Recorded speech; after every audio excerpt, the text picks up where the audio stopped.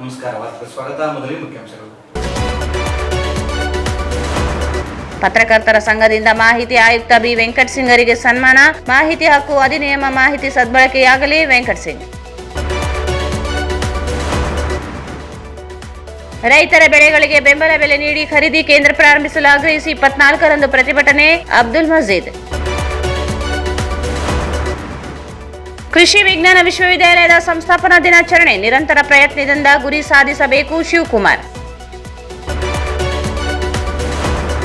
ಪಂಡಿತ್ ಅಂಬಯ್ಯನುಲಿ ಸಂಗೀತ ಸಾಂಸ್ಕೃತಿಕ ಸಂಘದ ವಾರ್ಷಿಕೋತ್ಸವ, ಬಡತನವಿದ್ದಲ್ಲಿ ಪ್ರತಿಭೆ ಇರುತ್ತದೆ, ಕುಂಬೀರ ಭದ್ರಪ್ಪ.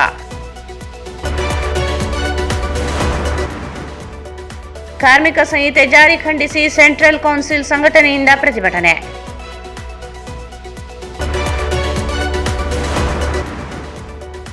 ಕಾರ್ಮಿಕ ಸಂಹಿತೆ ಜಾರಿ ವಿರೋಧಿಸಿ ಸಿಐಟಿಯು ಕಾಯ್ದೆ ದಹಿಸಿ ಪ್ರತಿಭಟನೆ.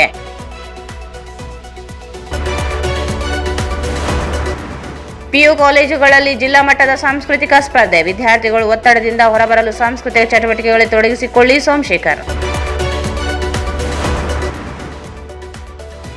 ಕಾರ್ಮಿಕ ಸಂಹಿತೆ ಜಾರಿ ವಿರೋಧಿಸಿ ಎಐಯುಟಿಯುಸಿ ಪ್ರತಿಭಟನೆ.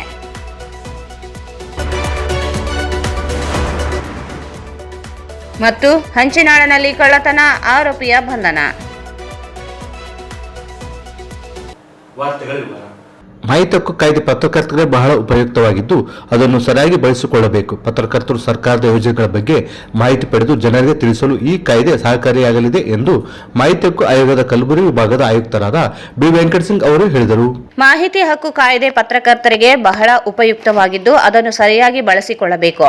ಪತ್ರಕರ್ತರು ಸರ್ಕಾರದ ಯೋಜನೆಗಳ ಬಗ್ಗೆ ಮಾಹಿತಿ ಪಡೆದು ಜನರಿಗೆ ತಿಳಿಸಲು ಈ ಕಾಯ್ದೆ ಸಹಕಾರಿಯಾಗಲಿದೆ ಎಂದು ಮಾಹಿತಿ ಹಕ್ಕು ಆಯೋಗದ ಕಲಬುರಗಿ ವಿಭಾಗದ ಆಯುಕ್ತರಾದ ಬಿ ವೆಂಕಟ್ ಸಿಂಗ್ ಅವರು ತಿಳಿಸಿದರು. ಅವರು ನಗರದ ಪತ್ರಿಕಾ ಭವನದಲ್ಲಿ ಶನಿವಾರ ಆಯೋಜಿಸಿದ್ದ ಪತ್ರಕರ್ತರೊಂದಿಗೆ ಆಯುಕ್ತರ ಸೌಹಾರ್ದ ಭೇಟಿ ಕಾರ್ಯಕ್ರಮದಲ್ಲಿ ಮಾತನಾಡಿದರು. ಸರ್ಕಾರದ ಖರ್ಚು ವೆಚ್ಚಗಳನ್ನು ನಾವು ಮಾಹಿತಿ ಆಯೋಗದ ಮೂಲಕ ತಿಳಿದುಕೊಳ್ಳಲು ಅವಕಾಶ ಕಲ್ಪಿಸಲಾಗಿದೆ. 2005ರಲ್ಲಿ ಈ ಕಾಯ್ದೆಯನ್ನು ಜಾರಿ ಮಾಡಲಾಯಿತು. ಕಳೆದ 20 ವರ್ಷದಲ್ಲಿ ಸಾಕಷ್ಟು ಸುಧಾರಣೆ ಆಗಿದೆ. ಮಹಾರಾಷ್ಟ್ರ ರಾಜ್ಯದಲ್ಲಿ 61,000 ಅರ್ಜಿಗಳು ಬಾಕಿ ಉಳಿದು ಮೊದಲನೇ ಸ್ಥಾನದಲ್ಲಿ ಇದ್ದರೆ ರಾಜ್ಯದಲ್ಲಿ 41,000 ಅರ್ಜಿಗಳು ಬಾಕಿ ಉಳಿದು ಮೂರನೇ ಸ್ಥಾನದಲ್ಲಿ ಇದೆ. ಕಲಬುರಗಿ ವಿಭಾಗದಲ್ಲಿ 7,000 ಅರ್ಜಿಗಳು ಬಾಕಿ ಉಳಿದಿವೆ ಎಂದು ವಿವರಿಸಿದರು. ಅಧಿಕಾರಿಗಳು ನಿರ್ಲಕ್ಷ್ಯದಿಂದ ಮಾಹಿತಿ ಕೊಡಲು ಹಿಂಜರಿದರೆ ಇನ್ನು ಕೆಲವರು ಭಯದಿಂದ ಹಿಂಜರಿಯುತ್ತಿದ್ದಾರೆ. ಇನ್ನು ಕೆಲವರು ಉದ್ದೇಶಪೂರ್ವಕವಾಗಿಯೇ ಮಾಹಿತಿ ನೀಡುತ್ತಿಲ್ಲ. ಅಧಿಕಾರಿಗಳು ಕಚೇರಿಯ ಎಲ್ಲ ವಿವರ ದಾಖಲಿಸಬೇಕು, ಅದು ಕೂಡ ಸರಿಯಾಗಿ ಮಾಡುತ್ತಿಲ್ಲ. ಸರ್ಕಾರಿ ಕಚೇರಿಗಳಲ್ಲಿ ಸಾರ್ವಜನಿಕ ಮಾಹಿತಿ ಅಧಿಕಾರಿ ಇರುತ್ತದೆ. ಆದರೆ ಅವರು ಮಾಹಿತಿ ನೀಡದಿದ್ದರೆ ಅಧಿಕಾರಿಗಳಿಗೆ ದಂಡ ಹಾಕುವ ಕ್ರಮ ಕೈಗೊಳ್ಳುವ ಅಧಿಕಾರ ಆಯೋಗಕ್ಕೆ ಇದೆ. ಈ ಬಗ್ಗೆ ಜನರಿಗೆ ಮಾಹಿತಿ ಸಿಗಬೇಕಿದ್ದು ಕಾಯ್ದೆ ಬಗ್ಗೆ ಮಾಹಿತಿ ಕಾರ್ಯಾಗಾರ ನಡೆಸುವ ಉದ್ದೇಶವಿದೆ. ಬೀದರ್ನಲ್ಲಿ ನವೆಂಬರ್ 29ರಂದು ಕಾರ್ಯಾಗಾರ ಆಯೋಜಿಸಲಾಗಿದೆ ಎಂದು ತಿಳಿಸಿದರು. ಬದ್ಧತೆ, ಪ್ರಾಮಾಣಿಕವಾಗಿ ಕೆಲಸ ಮಾಡಿದರೆ ಸಾಧನೆ ಮಾಡಲು ಸಾಧ್ಯ. ದೇವದುರ್ಗದ ಹಿಂದುಳಿದ ತಾಲೂಕಿನ ಕುಗ್ರಾಮದಲ್ಲಿ ಬೆಳೆದ ನಾನು ಓದಿದ್ದು ITI, ಆದರೆ ಆಕಸ್ಮಿಕವಾಗಿ ಮಾಧ್ಯಮ ಕ್ಷೇತ್ರಕ್ಕೆ ಪಾದಾರ್ಪಣೆ ಮಾಡಿದೆ. ಕಳೆದ 39 ವರ್ಷಗಳ ಸೇವಾನುಭವ ಹೊಂದಿದ್ದೇನೆ. ಅಲ್ಲದೆ ಕಾರ್ಯನಿರತ ಪತ್ರಕರ್ತರ ಸಂಘ ಹಾಗೂ ರಿಪೋರ್ಟರ್ಸ್ನಲ್ಲಿ 25 ವರ್ಷಗಳಲ್ಲಿ ಅನೇಕ ಹುದ್ದೆಗಳನ್ನು ಸೇವೆ ಸಲ್ಲಿಸಿದ್ದೇನೆ.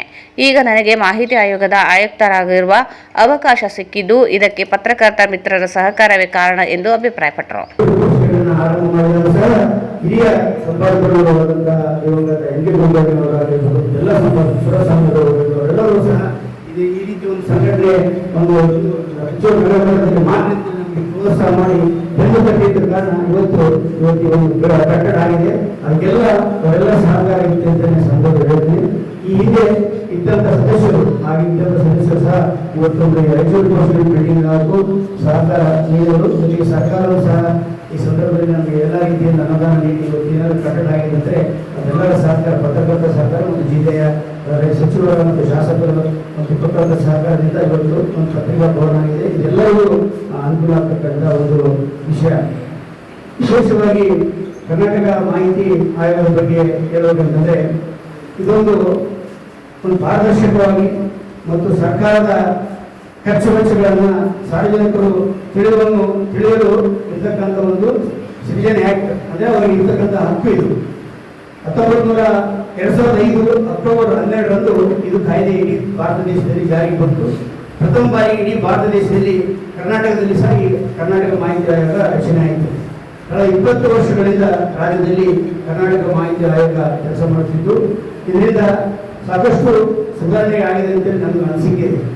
ವಿಶೇಷವಾಗಿ ಸಂಖ್ಯೆಗಳ ಅರ್ಜಿಗಳಿಗಾಗಿ ನಾವು 42 ಭಾಗ ಅವಕಾಶ ಬರುತ್ತದೆ. ದೈಹಿಕ ಸ್ಥಿತಿ ಚೆನ್ನಾಗಿದ್ದರೆ ವೃತ್ತಿಯಲ್ಲಿ ಭಾಗವಹಿಸಿ ಮುಂದಿಗೆ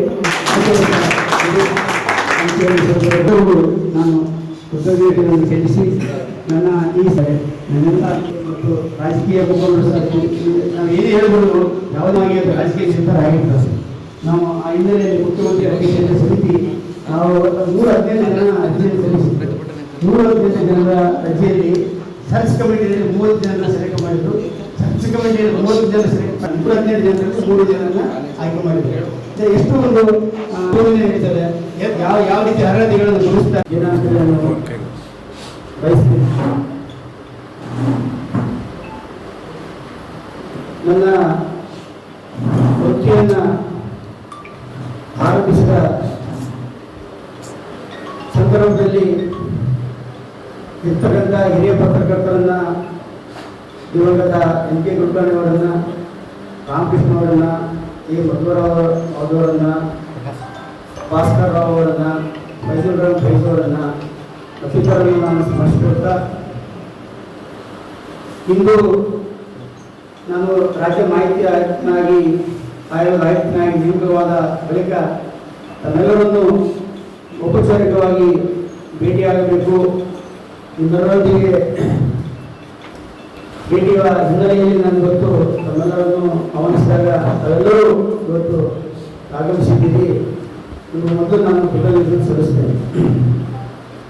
ಈ ಒಂದು ಸರಳ ಮತ್ತು ಸವಾಲು ಭೇಟಿ ಕಾರ್ಯಕ್ರಮದಲ್ಲಿ ರಾಯಚೂರು ಕೋರ್ಸ್ನ ಅಧ್ಯಕ್ಷರು ಮತ್ತು ಆತ್ಮೀಯರು ಆದಂಥ ಶ್ರೀ ವಿಜಯ್ ಜಾಗಟೇಗೌಡರೇ, ನನ್ನ ಆತ್ಮೀಯರು ಮತ್ತು ಸದಾ ನನ್ನೊಂದಿಗೆ ಹೆಚ್ಚು ಒಡನಾಟದಲ್ಲಿರ್ತಕ್ಕಂಥ ಬಸವರಾಜ್ ನಾಗರದಿನ್ನಿ ಮತ್ತು ರಾಜ್ಯ ಕಾರ್ಯಕಾರಿ ಸಮಿತಿ ಸದಸ್ಯರಾದ ಬಸವರಾಜ್ ನಾಗರದಿನ್ನಿಯವರೇ ಮತ್ತು ವರದಿಗಾರರೇ ಹಾಗೂ ಆತ್ಮೀಯರೇ,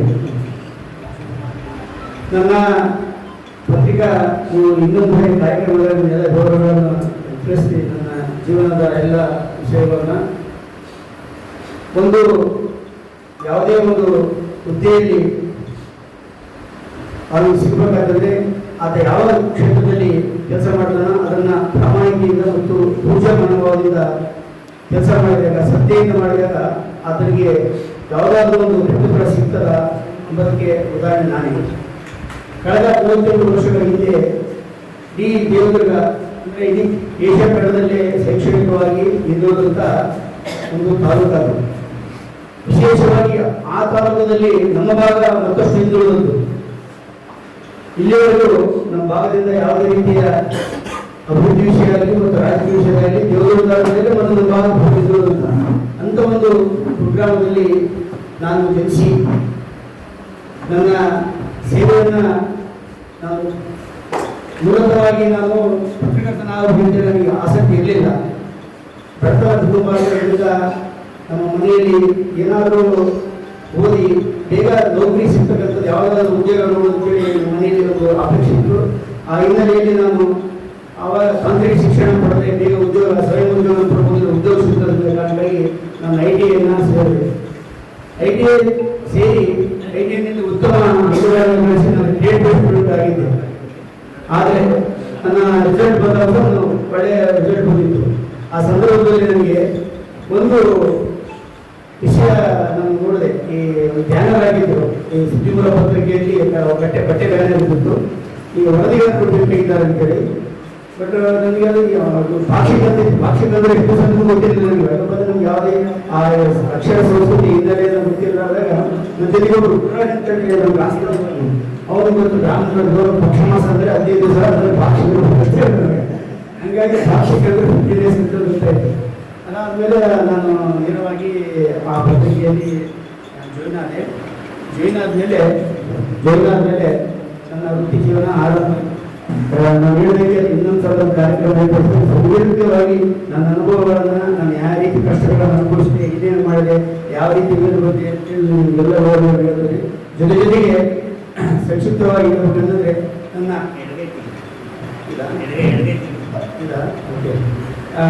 ನನ್ನ ವೃತ್ತಿ ಜೀವನ ಆರಂಭವಾಗಿ ಅನೇಕ ಕಷ್ಟಗಳನ್ನು ಎದುರಿಸಿದ್ದಾಗೂ ನಾನು ನನ್ನ ಜೀವನವನ್ನು ಸರಿ ಮಾಡಿಕೊಳ್ಳೋದು ಮತ್ತು ನಾನು ಪಟ್ಟಂಥ ಕಷ್ಟಗಳಿಗೆ ಇವತ್ತು ಒಂದು ಏನಾದರೂ ಸಿಕ್ಕಿದ್ದರೆ ಎಲ್ಲದಕ್ಕೂ ಕಾರಣ ನಮ್ಮ ರಾಯಚೂರಿನ ಎಲ್ಲ ಪತ್ರಕರ್ತರಂತ ನನ್ನ ಶ್ರೇಯಸ್ ಏನಾಗುತ್ತಂದರೆ ನನ್ನ ಪತ್ರಕರ್ತರಿಗೆ ನನ್ನನ್ನು ಈ ರೀತಿ ಎಲ್ಲ ರೀತಿಯಲ್ಲಿ ವಿಶೇಷವಾಗಿ ನಾನು 1988ರಲ್ಲಿ ನಾನು ಇದರಲ್ಲಿ ಪತ್ರಿಕೆಗೆ ಸೇರಿದಾಗ ಕರೆಕ್ಟ್ 39 ವರ್ಷ ಆಯಿತು. ನಾನು ವೃತ್ತಿ ಜೀವನದಲ್ಲಿ ಆರಂಭಿಸಿ ಪ್ರಥಮ ಬಾರಿಗೆ ನಾನು 1989ರಲ್ಲಿ ಕರ್ನಾಟಕ ಕಾರ್ಮಿಕ ಪತ್ರಕರ್ತರ ಸಂಘದ ಖಜಾಂಚಿಯಾಗಿ ನಾನು ನನ್ನ ಸಂಘದ ಕಾರ್ಯಚಟುವಟಿಕೆಗಳು ಪ್ರಾರಂಭವಾಯಿತು.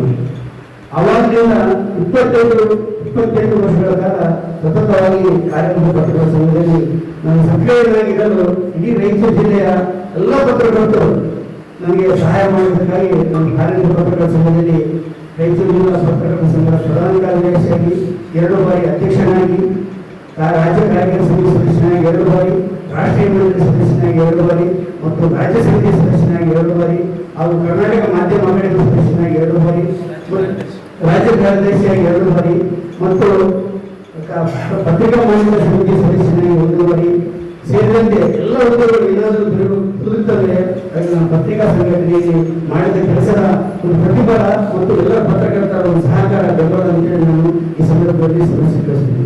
ಏಕೆಂದರೆ ಒಂದು ರಾಯಚೂರಿಗೆ ಒಂದು ಇಂಡಿಪೆಂಡೆಂಟ್ ಆಗಿ ಒಂದು ರಾಯಚೂರಿಗೆ ಸೀಮಿತವಾಗಿ ಸಂಘ ಸಂಘಟನೆ ಇರಬೇಕು, ಸಾಂಸ್ಕೃತಿಕವಾಗಿ ಚಟುವಟಿಕೆಗಳು. ಕಾರ್ಯನಿರತ ಪತ್ರಕರ್ತರ ಸಂಘದ ಜಿಲ್ಲಾಧ್ಯಕ್ಷ ಆರ್ ಗುರುನಾಥ್ ಮಾತನಾಡಿ, ಅತ್ಯಂತ ಬಡತನದ ಹಿನ್ನೆಲೆಯಲ್ಲಿ ಬೆಳೆದು ಬಂದಿರುವ ಬಿ ವೆಂಕಟ್ ಸಿಂಗ್ ಅವರು ಇಂದು ಮಾಹಿತಿ ಆಯೋಗದ ಆಯುಕ್ತರಾದಂಥ ದೊಡ್ಡ ಹುದ್ದೆ ಅಲಂಕರಿಸಿರುವುದು ಅವರ ಪರಿಶ್ರಮಕ್ಕೆ ಹಿಡಿದ ಕನ್ನಡಿಯಾಗಿದೆ. ಮಾಹಿತಿ ಹಕ್ಕು ಆಯೋಗ ಬಹಳ ಪ್ರಮುಖ ಕ್ಷೇತ್ರವಾಗಿದ್ದು ಅಲ್ಲಿಯೂ ಅವರು ಯಶಸ್ಸು ಕಾಣಲಿ, ಮುಂದೆಯೂ ಮಾಧ್ಯಮ ಕ್ಷೇತ್ರಕ್ಕೆ ಅವರ ಮಾರ್ಗದರ್ಶನ ಇರಲಿ ಎಂದು ತಿಳಿಸಿದರು.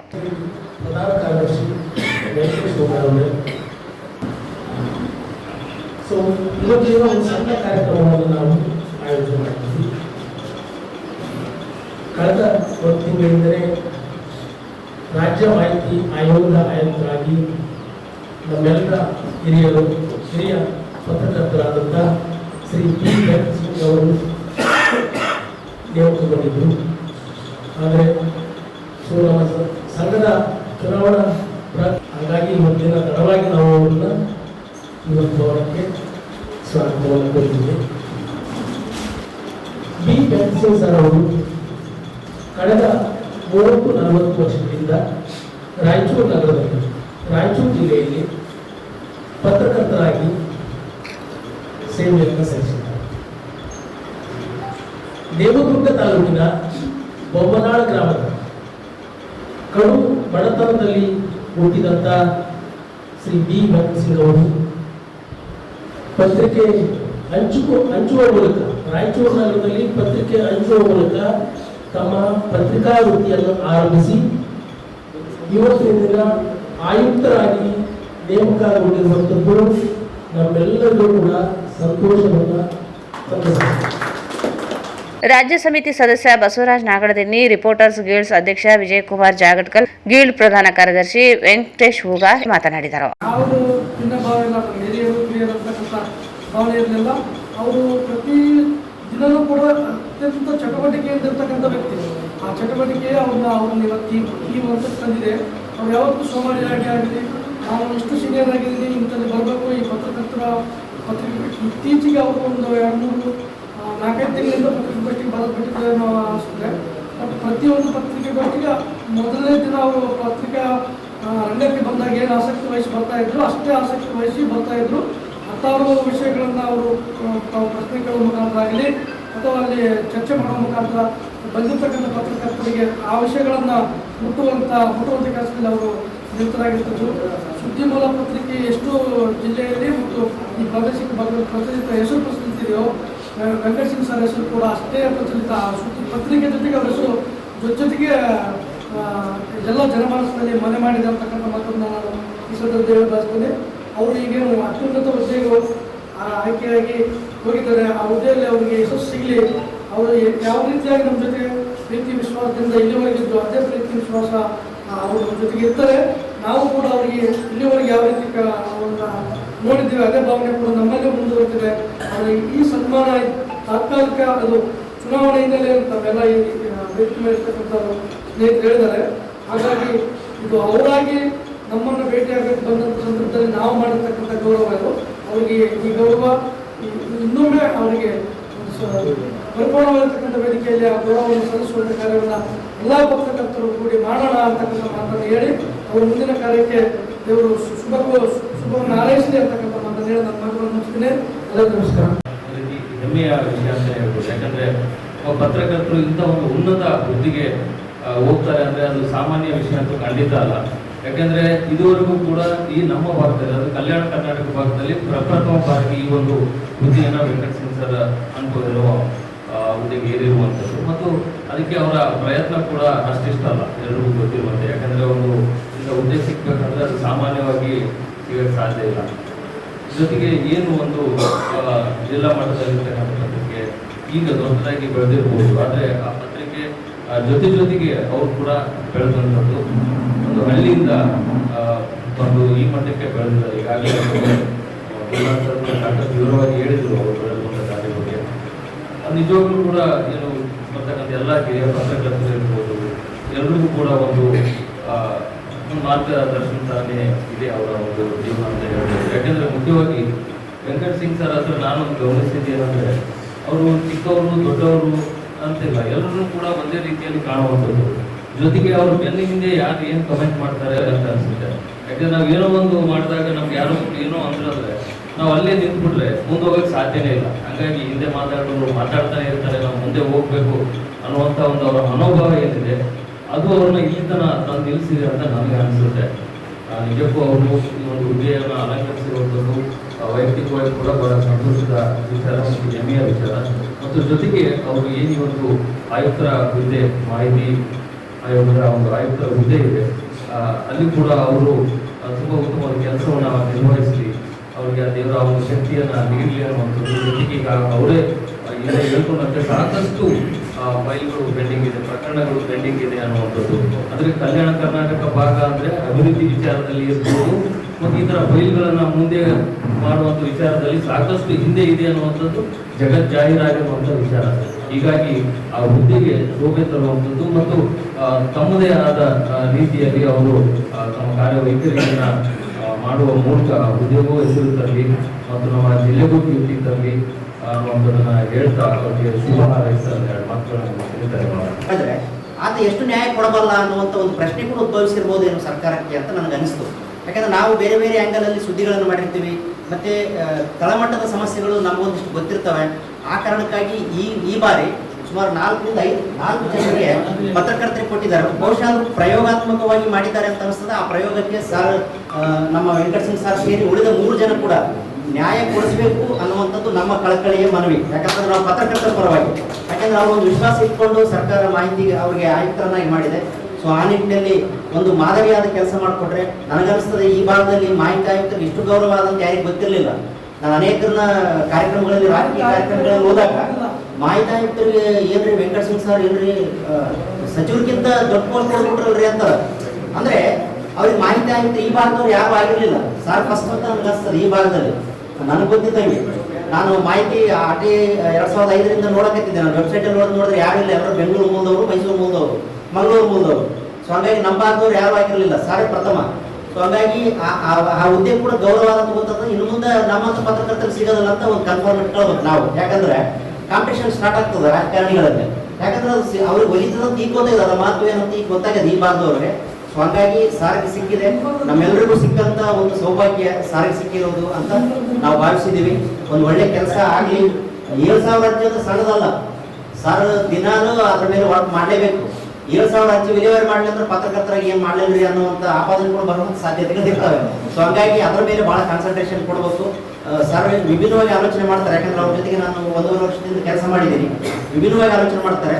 ಒಬ್ಬ ರಾಜಕಾರಣಿ, ಒಬ್ಬ MLA ಮಾಡಿಸಲಾದಂಥ ಕೆಲಸವನ್ನು ಒಬ್ಬ ಪತ್ರಕರ್ತರ ಕೆಲಸ ಮಾಡಿದರೆ ನಾನು ಹತ್ರದಿಂದ ನೋಡಿದ್ದೀನಿ ಅವರು. ಸೊ ಹಾಗಾಗಿ ಒಂದಷ್ಟು ಆ ಕೆಲಸವನ್ನು ಮಾಡ್ತಾರೆ ಅಂತ ಇದೆ. ಸೊ ಇವತ್ತು ಸೌಹಾರ್ದಯುತವಾಗಿ ನಮ್ಮೊಟ್ಟಿಗೆ ಅವರ ಅನುಭವವನ್ನು ಹಂಚಿಕೊಂಡಿದ್ದಾರೆ. ಮೊದಲನೇದಾಗಿ ಅವರಿಗೆ ನಾನು ನಮ್ಮ ಉಭಯ ಸಂಘಗಳ ಪರವಾಗಿ ಮತ್ತು ನಿಮ್ಮೆಲ್ಲರ ಪರವಾಗಿ ಧನ್ಯವಾದಗಳನ್ನು ಅರ್ಪಿಸ್ತೇನೆ. ಹಾಗೆಯೇ ಈ ಕಾರ್ಯಕ್ರಮದ ಅಧ್ಯಕ್ಷತೆಯನ್ನು ವಹಿಸಿಕೊಂಡಿರುವಂತಹ ಕರ್ನಾಟಕ ಆಡಳಿತ ಪತ್ರಕರ್ತರ ಸಂಘದ ಜಿಲ್ಲಾಧ್ಯಕ್ಷರಾಗಿರುವಂತಹ ಕುಮಾರ್ ಸರ್ ಅವರಿಗೂ ಕೂಡ ನಾನು ಧನ್ಯವಾದಗಳನ್ನು ಸಲ್ಲಿಸ್ತೇನೆ.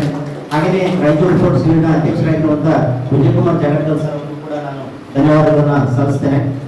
ಹಾಗೆಯೇ ಕರ್ನಾಟಕ ಆಡಳಿತ ಪತ್ರಕರ್ತರ ಸಂಘದ ರಾಜ್ಯ ಸಮಿತಿಯ ಸದಸ್ಯರಾಗಿರುವಂತಹ ಬಸವರಾಜ್ ನಾಗದೇವ್ ಸರ್ ಕೂಡ ನಾನು ಧನ್ಯವಾದಗಳನ್ನು ಸಲ್ಲಿಸ್ತೇನೆ. ಹಾಗೆಯೇ ಕರ್ನಾಟಕ ಆಡಳಿತ ಪತ್ರಕರ್ತರ ಸಂಘದ ಪ್ರಧಾನ ಕಾರ್ಯದರ್ಶಿಗಳಾಗಿರುವಂತಹ ಸಂಘದ ಪ್ರಧಾನ ಕಾರ್ಯದರ್ಶಿ ಸಿದ್ದಯ್ಯ ಸ್ವಾಮಿ ಕುಕ್ನೂರು, ಗೀಲ್ಡ್ ಪ್ರಧಾನ ಕಾರ್ಯದರ್ಶಿ ವೆಂಕಟೇಶ್ ಹೂಗಾರ್ ಇತರರು.